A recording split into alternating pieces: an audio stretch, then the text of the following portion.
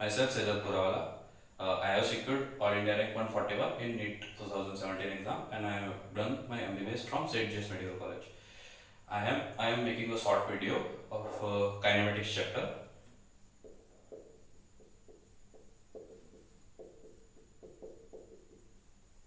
So basically kinematics में हम बात करते हैं मूवमेंट्स के बारे में। और ये काइनेमेटिक्स मैकेनिक्स का एक ऐसा सेक्शन है। मैकेनिक्स में दो सेक्शन आता है, काइनेमेटिक्स और डायनामिक्स। तो काइनेमेटिक्स में सिर्फ जो फोर्स के अलावा की बात होती है वो करता है, और डायनामिक्स में फोर्स के साथ वाली। तो काइनेमेटिक्स सेक्शन में अपन बात करते हैं मोशन की। मोशन का मतलब होता है movement.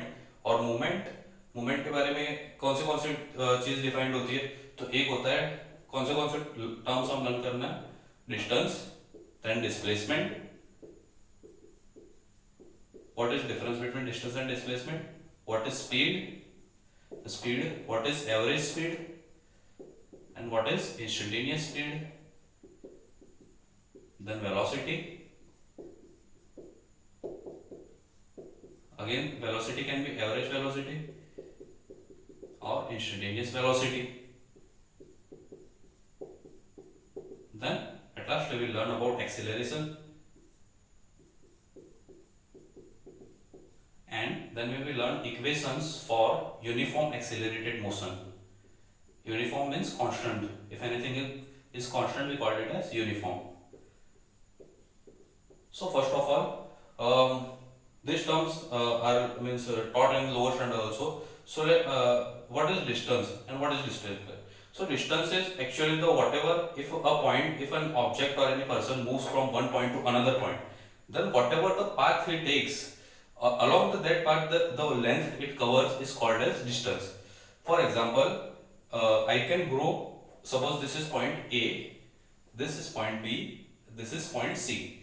So if I go from A to C like this, then this whole length is called my distance. यानी मैं A to C ऐसे गया तो ये मेरा डिस्टेंस हो गया। Now I can also go from A to C like this. So ये पूरी जो लेंथ बन रही है that is called as distance. I can go from like this also, so this is also distance. So जो भी length हम cover कर रहे हैं एक पॉइंट से दूसरी पॉइंट पे जाने के लिए उसको हम बोलेंगे डिस्टेंस। और भाई डिस्प्लेसमेंट क्या है, जो फाइनल पोजीशन है और इनिशियल पोजीशन है उन दोनों को ही देखना है। तो ये तीनों केस में फाइनल पोजीशन सी है और इनिशियल पोजीशन ए है, तो उनका जो शॉर्टेस्ट डिस्टेंस है या उसके अक्रॉस जो शॉर्टेस्ट पॉसिबल पाथ है उसको अपन बोलते हैं displacement. So that is the difference between distance and displacement. Now distance जो होता है वो एक स्केलर क्वांटिटी होती है, डिस्प्लेसमेंट होती है वो वेक्टर क्वांटिटी होती है। स्केलर क्वांटिटी क्या होती है, उसका सिर्फ मैग्नीट्यूड होता है, उसकी कोई डायरेक्शन नहीं होती। डिस्टेंस अपन बोलेंगे 5 मीटर, तो अपन ये नहीं बोल सकते किस तरफ से 5 मीटर। 5 मीटर में अपन ये नहीं बोल सकते ये ऐसे 5 मीटर है, ये ऐसे 10 मीटर है, बस उसका मैग्नीट्यूड है, उसका कोई डायरेक्शन नहीं है। सो ऐसी क्वांटिटी को अपन बोलते हैं स्केलर क्वांटिटी। और जिसका मैग्नीट्यूड भी होता है और डायरेक्शन भी होता है उसको हम बोलते हैं वेक्टर क्वांटिटी। सपोज किसी को फोर्स लग रहा है 5 न्यूटन, या न्यूटन जो होता है वो फंडामेंटल यूनिट होता है फोर्स का। सो बेसिकली एसआई यूनिट होता है फोर्स का, वो होता है न्यूटन। सो मैं बता रहा हूँ कि ये मार्कर है, ये मार्कर पे नीचे की तरफ ग्रेविटी लग रही है। सो उसकी एक डायरेक्शन आ रही है कि ग्रेविटी उसके वेट जितनी लग रही है और उस मेरा जो हाथ का जो उसका फ्रिक्शन लग रहा है वो उसको बैलेंस कर रहा है। सो मेरे हाथ का जो फ्रिक्शन है उसको ऊपर की तरफ लग रहा है और ग्रेविटी नीचे की तरफ लग रही है। तो जब भी अपन ऐसे डिफाइन करते हैं कि इस तरफ उस तरफ वो डायरेक्शन डिफाइन करते हैं, तो वैसी क्वांटिटी को हम बोलेंगे वेक्टर क्वांटिटी, जिसकी कोई डेफिनेशन ही नहीं है उसको अपन बोलेंगे scalar quantity. Like distance scalar quantity हो गया, डिस्प्लेसमेंट एक वेक्टर क्वांटिटी हो गई। फिर स्पीड, तो स्पीड क्या होता है, स्पीड आपने सुना होगा, मतलब देखा ही होगा क्या होता है कि कितनी स्पीड से कोई चल रहा है, यानी कि पर्टिकुलर टाइम में वो कितना डिस्टेंस कवर कर रहा है उसको बोलते हैं speed. So speed basically defined होती है बहुत ही सिंपल है, वो होता है डिस्टेंस अपन टाइम। अभी चलो, जैसे कि ये ए से सी में गया, ये इसका मीटर हो रहा है, डिस्टेंस हो रहा है 10 मीटर, और ये हो रहा है 15 मीटर, और सपोज ये हो रहा है 7 मीटर, और तीनों ने इक्वल टाइम लगाया, तीनों को लगाया सपोज 5 सेकंड्स यहां से वहां जाने के लिए। सो मैं पूछूं, ये सपोज पॉइंट पाथ 1 है, ये 2 है और ये 3 है, तो पाथ 1 की जो स्पीड हो गई वो हो जाएगी 7 मीटर डिवाइडेड बाय 5 सेकंड्स, यानी कि जो मैंने वहां पे लिखा है स्पीड की डेफिनेशन वो है डिस्टेंस अपन टाइम। सो ये 7 मीटर उसका डिस्टेंस है और 5 सेकंड उसका टाइम है, तो कितने टाइम में कितना डिस्टेंस कवर कर रहा है वो बिजली बता देगा आपकी स्पीड कितनी है। वैसे ही अगर यहाँ से भी हो जा रहा है 10 मीटर भी कवर कर रहा है सिर्फ 5 सेकंड में, तो उसकी स्पीड हो जाएगी 10/5। ये हो गया 2, ये हो जाता 1.4। और ये वाला जो थर्ड पार्ट है वो 15 मीटर कवर कर रहा है सिर्फ 5 सेकंड में, तो उसकी स्पीड हो गई 3। और स्पीड का ऐसा यूनिट होता है मीटर पर सेकंड। अब ये स्पीड की मैं डायरेक्शन नहीं बता सकता, क्योंकि देखो ऐसे कोई डायरेक्शन ही नहीं है, कोई पॉइंट ही नहीं है पर्टिकुलर। सो ऐसे स्पीड को डायरेक्शन नहीं बता, इसलिए अपन बोल रहे हैं स्पीड क्या है, एक स्केलर क्वांटिटी है। और उसके कंपैरिजन में अगर मैं तीनों केस में पूछूं कि वेलोसिटी क्या है, तो वेलोसिटी क्या होता है, वेलोसिटी की डेफिनेशन है डिस्प्लेसमेंट अपन टाइम।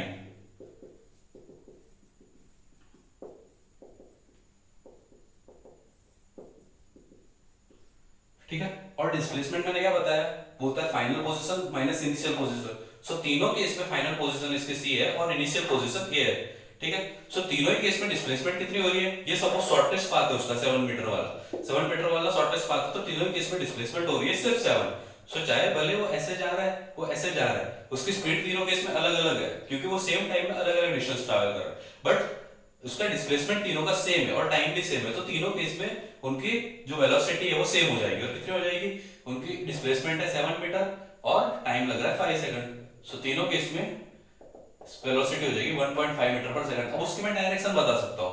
सो डायरेक्शन किस तरफ है, इस तरफ। उसको अपन आई कैप और जी कैप के फॉर्म में बता सकते हैं। मतलब एक्स एक्सिस को अपन बोलेंगे वाई कैप, इतना सपोज ये 30 डिग्री होता, तो ये वाली जो एक्सिस हो जाती है वो कितनी हो जाती, 7 cos 30 हो जाती, क्योंकि जब भी अपन थीटा की तरफ जाते हैं वो cos थीटा हो जाता है। तो एक्स एक्स एक्सिस पे वो रिप्लेस हुआ था 7 cos 30 यानी 3.5√3, और वाई एक्सिस पे वो डिस्प्लेस हुआ है 7.7 sin 30, यानी हो जाता 7 sin 30, sin 30 की वैल्यू होगी 1/2, ये हो जाता 3.5। सो ये अपन बता सकते हैं कि एक्स एक्सिस पे वो जा रहा है प्लस 3.5√3 जे आई कैप, और वाई एक्सिस पे जा रहा है वो माइनस 3.5 जे। ये वेक्टर यूनिट है, मतलब यूनिट वेक्टर के फॉर्म में अपन ऐसे डिनोट कर सकते हैं।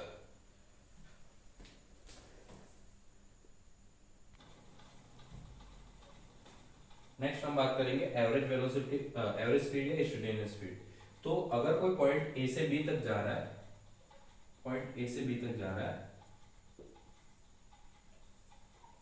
तो हो सकता है कि उसकी स्पीड हर एक पॉइंट पे कांस्टेंट ना हो। सपोज कोई ट्रैवलिंग भी कर रहा है तो ऐसा पॉसिबिलिटी है रास्ते में ब्रेक मारनी पड़े, ऐसे ना पड़े, तो इसीलिए पूरे रास्ते की जो स्पीड है वो कांस्टेंट नहीं हो सकती। मतलब जनरली एक एक पॉइंट पे कांस्टेंट स्पीड नहीं होती, इसलिए डिफाइन करता है average speed. So average speed का ये जो है मैंने फॉर्मूला बताया वो है टोटल डिस्टेंस अपन टोटल टाइम। सो सपोज ये डिस्टेंस है x और इसको कवर कर रहा है कोई भी ऑब्जेक्ट की टाइम में, तो उसका सिंपली है वेलोसिटी, स्पीड का सिंबल अपन s डिफाइन करता है, क्योंकि वेलोसिटी के लिए v यूज करता है। सो ये स्पीड हो जाता है x/t। अगर अपन इसको लॉन्ग डिस्टेंसेस के लिए यूज करते हैं, जैसे a to b suppose 50 metre 100 metre या ऐसा कोई है, तो इसको हम लिखते हैं डेल्टा x/डेल्टा t, यानी difference in position upon difference in time. ये होती है एवरेज स्पीड, इसका ऐसा डिनोशन है एवरेज स्पीड। इसका यूनिट क्या होगा, मीटर पर सेकंड। और उससे उसके अपोजिट इंस्टेंटेनियस स्पीड क्या होगी, कोई भी इंस्टेंट पे, यानी बहुत छोटा उसने डिस्टेंस ट्रैवल किया, एक पर्टिकुलर इंस्टेंट पे उसकी जो स्पीड होती है उसको बोलते हैं इंस्टेंटेनियस स्पीड। सो इसके लिए अपन क्या करते हैं, ये डेल्टा एक्स बहुत बड़ा है, सो इस पे ये पूरे पॉइंट पे मतलब स्पीड बहुत चेंज हो सकती है, मतलब ये पॉइंट पे डिफरेंट है, ये पॉइंट पे, बट मेरे को इंस्टेंटेनियस स्पीड निकालनी है तो मैं क्या करूंगा, वो पॉइंट सपोज ये पॉइंट है, ये पॉइंट इसको मैं बोल रहा हूँ पॉइंट पी, ये पॉइंट पे मुझे इंस्टेंटेनियस स्पीड निकालनी है तो मैं क्या करता हूँ, ये बहुत ही छोटा सा डिस्टेंस ट्रैवल करता है, और जब बहुत ही छोटी चीज होती है तो फिजिक्स में उसको बोलते हैं dx, और बहुत छोटा डिस्टेंस है dx, तो उसको टाइम करने ट्रैवल करने में टाइम लगेगा dt। d का मतलब जब भी आगे लगे उसका मतलब वो बहुत छोटी चीज की बात कर रहे हो, डिफरेंशिएशन का सिंबल। ठीक है, तो ये अगर बहुत छोटा डिस्टेंस ट्रैवल कर रहा है dt टाइम में, तो अपन मान सकते हैं कि इतने कम टाइम में उसकी स्पीड चेंज ही नहीं होगी। इतना कम टाइम है, मतलब बहुत 0.00 में मान सकते हो, बहुत ही कम टाइम है, मतलब तो वो टाइम के लिए अपन उसकी स्पीड कांस्टेंट मान सकते हो, और ये स्पीड को बोलते हैं इंस्टेंटेनियस स्पीड। तो समझ में आया, ये पॉइंट सपोज q है, ये पॉइंट r है और ये पॉइंट s है, तो जब ये a से b तक गया तो हर एक पॉइंट पे उसकी स्पीड सेम नहीं हो भी सकती है, नहीं भी हो सकती। तो अगर मतलब सेम नहीं है तो अपन क्या करेंगे, पूरे पॉइंट के पूरी ये a टू b डिस्टेंस की निकालनी है एवरेज स्पीड, तो क्या करेंगे, पूरा डिस्टेंस निकाल लेंगे और पूरा टाइम निकाल लेंगे। बट अगर अपन को निकालना है q पॉइंट की स्पीड, r पॉइंट की स्पीड, s पॉइंट की और p पॉइंट की, तो क्या करेंगे, उसी पॉइंट को बहुत ही छोटा पॉइंट मानेंगे और बहुत छोटा डिस्टेंस निकालेंगे, कितना कम डिस्टेंस ट्रैवल किया कितने टाइम में, तो वो जो स्पीड होगी वो इंस्टेंटेनियस स्पीड। अब जो बाइक्स या कार्स होती है उसमें जो स्पीडोमीटर बताता है वो कौन सी होगी, ऑब्वियसली इंस्टेंटेनियस स्पीड होती है, क्योंकि वो इंस्टेंटेनियस बता दे, जब गाड़ी बंद होती है तो जीरो की स्पीड बता दी, 30 पे चल रही है तो 30 की बता रही, वो एवरेज नहीं बताती कभी भी, वो पॉइंट इंस्टेंट की स्पीड बताती। तो वो क्या कर रही है, बहुत ही कम डिस्टेंस ट्रैवल किया और जितने टाइम में ट्रैवल किया उसको डिवाइड कर दो तो वो जो स्पीड हो जाएगी उसको बोलते हैं इंस्टेंटेनियस स्पीड। और जनरली अपन यूज करते हैं इंस्टेंटेनियस स्पीड, और इंस्टेंटेनियस स्पीड और इंस्टेंटेनियस वेलोसिटी की वैल्यू ऑलमोस्ट सेम ही रहेगी, मतलब क्योंकि वो बहुत ही छोटे टाइम में उसके डायरेक्शन भी ज्यादा चेंज नहीं होगी। अब तो स्पीड, और स्पीड में क्या बोला था मैंने, जो डायरेक्शन है वो मैटर नहीं करती, कोई भी डायरेक्शन में जाओ तो ऐसे जब मतलब डायरेक्शन नहीं होती स्पीड में, डायरेक्शन डिफाइन नहीं होती, स्पीड एक स्केलर क्वांटिटी है तो सिर्फ मैग्नीट्यूड हो। तो ये पॉइंट की इसकी स्पीड है तो मैं बता दूंगा बस स्पीड है उसकी 60 किलोमीटर पर आवर, उसकी डायरेक्शन नहीं होगी कि इस तरफ है या किस तरफ, स्पीड स्पीड है, ठीक है। अब बात करते हैं वेलोसिटी की, तो वेलोसिटी भी क्या होती है, एवरेज वेलोसिटी और इंस्टेंटेनियस वेलोसिटी। तो यहाँ पे अपन डिस्कस एवरेज स्पीड में क्या करेंगे, सपोज अगर वो ये पाथ से गया तो डिस्टेंस कौन सा लेंगे, ये वाला, क्योंकि स्पीड में क्या लेते हैं ऊपर डिस्टेंस लेते हैं। सो डिस्टेंस जो भी चेंज होगा, तीन अलग अलग पाथ से गए तो तीनों केस में डिस्टेंस अलग होगा, और डिस्टेंस अलग होगा तो स्पीड भी अलग होगी। और ठीक है, और उसके कंपैरिजन में अगर बात करते हैं वेलोसिटी की, तो वेलोसिटी क्या है, डिस्प्लेसमेंट अपन टाइम है। तो डिस्प्लेसमेंट अपन टाइम है, तो ये तीन पाथ में अलग अलग पाथ से गया, बट उसकी डिस्प्लेसमेंट तीनों पाथ में कितनी हो रही है, इसके ये सपोज 50 मीटर है। सो इसलिए ये तीनों केस में क्या होगा, उसकी एवरेज वेलोसिटी सेम होगी, बट इंस्टेंटेनियस वेलोसिटी सेम नहीं होगी, क्योंकि ये पॉइंट पे क्या होगा, सपोज वो नीचे से जा रहा है तो उसकी इंस्टेंटेनियस वेलोसिटी इस तरफ होगी, इतनी होगी। और ये मतलब कुछ भी हो सकती है, सपोज इसकी एवरेज वेलोसिटी आ रही है 10 मीटर पर सेकंड, तो इसका मतलब क्या होगा, ये पॉइंट पे हो सकती है 5 हो, ये पॉइंट पे 15 हो, कुछ भी होती है, इंस्टेंटेनियस अलग अलग हो सकती है, बट एवरेज क्या रहेगा, total displacement upon total time. और ये तीन केस है, तीनों केस में डिस्प्लेसमेंट सेम है, तो मैटर क्या करेगा, तीनों केस में अगर टाइम सेम लग रहा है तो ये तीनों केस में वेलोसिटी सेम हो जाएगी। क्यों, क्योंकि डिस्टेंस अलग अलग था बट डिस्प्लेसमेंट सेम है। डिस्प्लेसमेंट मैंने क्या बताया, क्या देखना, इनिशियल पॉइंट देखना और फाइनल पॉइंट, अगर final point minus initial point तीनों में देख रहे हो तब सेम आ रहा है, डिस्प्लेसमेंट सेम है, और अगर टाइम सेम लग रहा है तीनों केस में, मतलब अलग अलग लग रहा है जनरली, बट क्योंकि वो अलग है, अलग अलग पाथ से जा रहा है, बट अगर सपोज आपको बताया कि तीनों केस में टाइम सेम लग रहा है तो तीनों केस में क्या हो जाएगा, एवरेज वेलोसिटी सेम हो जाएगी।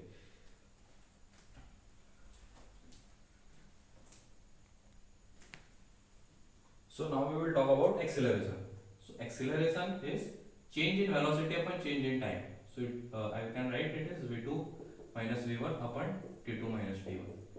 यानी कि जब भी अपन कोई भी गाड़ी या कुछ भी होता है, फोर व्हील या मोटरसाइकिल, सो एक्सेलरेटर बताता है, मतलब एक्सेलरेटर का काम क्या है, उसकी स्पीड को बढ़ाना। जब स्टार्ट करते हो तो उसकी स्पीड कितनी होती है, जीरो, लेकिन slowly slowly it increases, so increase in this velocity is called as acceleration. By formula wise acceleration is change in velocity by change in time. So for a particular time, मतलब एक second के अंदर कितनी उसकी velocity change होती है उसको ही बोलते हैं एक्सेलरेशन। और एक्सेलरेशन को अभी अगर इंस्टेंटेनियस एक्सेलरेशन भी हो सकता है या एवरेज भी हो सकता है। सो अगर दो अलग अलग पॉइंट दिए हुए जिसमें काफी ज्यादा टाइम लग रहा है, वो दो पॉइंट के बीच में जो एक्सेलरेशन होगा उसको बोलेंगे एवरेज एक्सेलरेशन। और एक ही पॉइंट के बारे में बात कर रहे हैं, एक ही पॉइंट पे, यहाँ पे भी तुम एग्जांपल दे सकते हो। Suppose object is moving from A to B, so here speed is v1 and here speed is v2। So अगर उसकी स्पीड यूनिफॉर्मली एक्सेलरेट हो रही है, मतलब उसकी स्पीड एकदम स्टेडीली बढ़ रही है, सो उसका जो एवरेज एक्सेलरेशन होगा वही उसका इंस्टेंटेनियस एक्सेलरेशन होगा। मतलब ये पॉइंट पे उसकी स्पीड जितनी बढ़ेगी वो ये पॉइंट पे उतनी जितनी बढ़ेगी, मतलब जो रेट होगा बढ़ने का स्पीड वो सेम रहेगा। कब, जो तो उसको बोलेंगे यूनिफॉर्मली एक्सेलरेटेड मोशन। सपोज मैंने बता दिया इसका एक्सेलरेशन है 5 मीटर पर सेकंड स्क्वायर, तो हर एक सेकंड में उसकी स्पीड कितने से बढ़ जाएगी, 5 मीटर पर सेकंड से, क्योंकि एक्सेलरेशन का फॉर्मूला क्या है, v2 minus v1 upon t2 minus t1। अगर एक्सेलरेशन 5 है तो एक सेकंड t2 minus t1 रब कर दोगे एक, तो हर एक सेकंड में उसकी स्पीड बढ़ जाएगी 5। तो मतलब ये जो हर एक पॉइंट का एक्सेलरेशन है, इंस्टेंटेनियस एक्सेलरेशन, वही ये पूरे पाथ का एवरेज एक्सेलरेशन होगा। बट अगर इसका एक्सेलरेशन कांस्टेंट नहीं है तो उसका एक एवरेज एक्सेलरेशन होगा जो ये change in velocity upon change in total time होगा, और इंस्टेंटेनियस एक्सेलरेशन ये पॉइंट टी क्यू और आर तीनों का अलग होगा। अब देख जनरली अपन बात करते हैं यूनिफॉर्म एक्सेलरेटेड मोशन की। सो एक्सेलरेशन को अपन लिखते हैं dv by dt, क्योंकि इंस्टेंटेनियस के जब भी अपन बात करेंगे तो क्या करेंगे, बहुत छोटे इंटरवल के लिए बात करेंगे, क्योंकि छोटे इंटरवल में अगर वो चेंज भी हुआ फिर अपन मान सकते हैं कि वो कांस्टेंट है, छोटे इंटरवल में इतना चेंज नहीं होगा। बट अगर बड़ा इंटरवल है डेल्टा टी के पूरे पाथ में तो वो चेंज हो सकता है। सो दैट्स व्हाई एक्सेलरेशन या वेलोसिटी की अगर बात करेंगे, इंस्टेंटेनियस वेलोसिटी, उसको अपन बोलेंगे dx by dt, जैसे मैंने पहले बताया। सो अब ये तीन फॉर्मूला से अपन जो तीन इक्वेशन है वो डिराइव कर सकते हैं। तो और एक फॉर्मूला है एक्सेलरेशन का, उसमें आप देख सकते हो, देखो ये एक्सेलरेशन है dv by dt, अगर मैं इसको dx by dx से मल्टीप्लाई करना चाहूँ तो कर सकता हूँ, क्योंकि वो सेम ही है, मैथमेटिकल रूल है। तो अब ये देखो, ये जो dx by dt है वो क्या बन गया, ये वेलोसिटी बन गई। सो एक्सीलरेशन का और एक फॉर्मूला होता है, उसको अपन बोलते हैं v dv by dx। तो ये तीन फॉर्मूले बहुत इंपॉर्टेंट है, ये इसी से काफी सारे क्वेश्चंस हो सकते हैं। अब ये तीन फॉर्मूले से अपन जो काइनेमेटिक्स के तीन इक्वेशन है वो डिराइव कर सकते हैं। सो सपोज ये है a is equal to dt by dv by dt, तो इसको मैं करूँ तो ये क्या हो जाएगा, a dt is equal to dv। इसका अगर इंटीग्रेशन करते हैं तो a dt का इंटीग्रेशन हो जाएगा सिंपली t, t का t हो जाएगा dt का, और v dv का इंटीग्रेशन हो जाता है v। इंटीग्रेशन का मतलब क्या होता है, जो अपन जोड़ रहे हैं, और उसका एक फॉर्मूला है, सिंपली याद रखना है, x रेस टू n का इंटीग्रेशन होता है x raise to n plus 1 upon n plus 1, और x रेस टू n का डिफरेंशिएशन जब अपन तोड़ते हैं वो होता है n into x raise to n minus 1। ये फॉर्मूला रखो, इससे काफी हद तक काम हो जाएगा, ठीक है। तो a t is equal to v होती है, लेकिन उसकी लिमिट डालनी पड़ती है कि v की वैल्यू कहां से कहां तक रेंज करेगी और t की वैल्यू कहां से कहां। तो अगर ये 0 से स्टार्ट हो रहा है तो t की वैल्यू होगी 0 से लेकर t तक, और ये इनिशियल वेलोसिटी अपन बोलते हैं u और फाइनल बोलते हैं v। और जब भी ये रेंज होती है फिर अपन क्या करते हैं, ये फाइनल होता है, इनिशियल होता है, फाइनल माइनस इनिशियल कर देंगे। सो a into T minus zero, ये बच जाएगा a इंटू टी, और यहाँ पे v फाइनल है और u इनिशियल है, तो ये हो गया a t is equal to v minus u। ये है फर्स्ट इक्वेशन ऑफ मोशन। अब ये दो फॉर्मूला से और दो equation of motion upon derive कर सकते हैं। अब दूसरी इक्वेशन आपने सुनी होगी डिस्प्लेसमेंट की, वो होती है s is equal to ut plus half at square. So ये कैसे डिराइव होती है, ये इक्वेशन है, मैंने बताया v is equal to dx by dt। उसको ये आप देखो तो ये क्या हो जाएगा, v dt is equal to dx। अब dx का इंटीग्रेशन हो जाएगा x यानी कि डिस्प्लेसमेंट, और v dt के लिए क्या करूंगा, अब ये एक्सेलरेटेड मोशन है, तो जब भी ये कांस्टेंट नहीं होता तो उसकी वैल्यू रखनी पड़ेगी। यहाँ पे अपन ने इंटीग्रेट कर दिया था a dt में, क्योंकि a कांस्टेंट था, अब v कांस्टेंट है ही नहीं, तो डायरेक्टली dt का इंटीग्रेशन t नहीं हो सकता। तो मैं क्या करूंगा, पहले तो v की वैल्यू लिखूंगा t के टर्म्स में।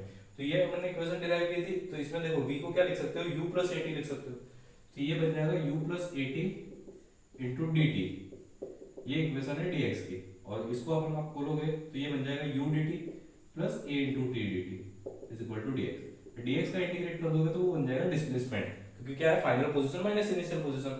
अब u dt, u तो कांस्टेंट है, उसकी इनिशियल वेलोसिटी जो भी होगी वो कांस्टेंट होगा, तो dt का इंटीग्रेशन यहाँ पे हो जाएगा t, प्लस यहाँ पे e कांस्टेंट है। अब t और dt का इंटीग्रेशन करना, तो जैसे मैंने यहाँ पे फॉर्मूला बताया, x रेस टू n का इंटीग्रेशन क्या है, x raise to n plus 1 upon n plus 1। तो इसको मैं बोल सकता हूँ ये t रेस टू 1 है, तो t रेस टू 1 का इंटीग्रेशन क्या होगा, t raise to 1 plus 1 upon 1 plus 1। तो ये तुमको पता चल जाएगा, होगा t square by 2 is equal to s। तो ये दूसरी इक्वेशन बन गई, ये क्या बन गई, s is equal to ut plus half at square.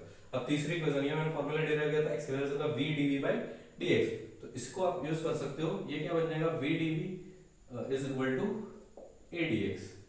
अब a कांस्टेंट है तो dx का इंटीग्रेशन सिंपली हो जाएगा s, डिस्प्लेसमेंट हो जाएगा, और v dv का इंटीग्रेशन क्या होगा, जैसे यहाँ पे बताया v रेस टू 1 है तो हो जाएगा v रेस टू 1 प्लस 1 यानी v रेस टू 2 बाई 2। तो ये हो गया v raise to 2 by 2 is equal to as। लेकिन क्या करना पड़ता है, बाद में लिमिट भी लगानी पड़ती है, इनिशियल वेलोसिटी से फाइनल वेलोसिटी और इनिशियल पोजीशन से फाइनल पोजीशन। तो ये हो जाएगा v square minus u square is equal to 2as। तो ये 2 मैंने यहाँ पे दे दिया तो 2as हो गया, और फिर v स्क्वायर की जगह पे लिमिट डाली, इनिशियल थी u और फाइनल थी v, तो फाइनल बन गया v square minus u square is equal to 2as। तो ये तीन इक्वेशन होती है मोशन की, ये तीनों काफी इंपॉर्टेंट होती है। और एक इक्वेशन होती है जब मतलब यूनिफॉर्म मोशन होता है, यूनिफॉर्म एक्सेलरेटेड मोशन होता है, तो डिस्प्लेसमेंट, वेलोसिटी और टाइम के रिलेशन में एक भी इक्वेशन नहीं है। यहाँ पे भी एक्सेलरेशन चाहिए और यहाँ पे टाइम नहीं है, तो एक इक्वेशन बनाते हैं जिसमें डिस्प्लेसमेंट, वेलोसिटी और टाइम हो, एक्सेलरेशन ना हो। तो वो क्या होता है, वो इक्वेशन होती है, जो डिस्प्लेसमेंट होता है वो क्या होता है, एवरेज वेलोसिटी इनटू टाइम होता है, क्योंकि एवरेज वेलोसिटी क्या डिफाइंड होती है, डिस्प्लेसमेंट अपन टाइम। तो average velocity uniform accelerated motion में लिखता है initial velocity plus final velocity bye 2। सो अगर वो यूनिफॉर्मली एक्सेलरेट हो रहा है तो वो पूरे डिस्टेंस की जो मतलब पूरे पाथ की डिस्प्लेसमेंट की एवरेज वेलोसिटी होगी, वो पहले की वेलोसिटी और फाइनल की वेलोसिटी, वो दोनों का एवरेज होगा, वो उसको एवरेज वेलोसिटी बोलेंगे। लेकिन कब, जब वो यूनिफॉर्म एक्सेलरेटेड है। तो ये चारों की इक्वेशन बनी है, ये इक्वेशन में एवरेज वेलोसिटी में क्या बताऊंगा, u plus v by 2 into t, ये बन गई चौथी इक्वेशन। तो अगर आपको एक्सेलरेशन नहीं दिया और इन चारों में से कोई चीज दिया तो ये इससे सॉल्व कर सकते हो।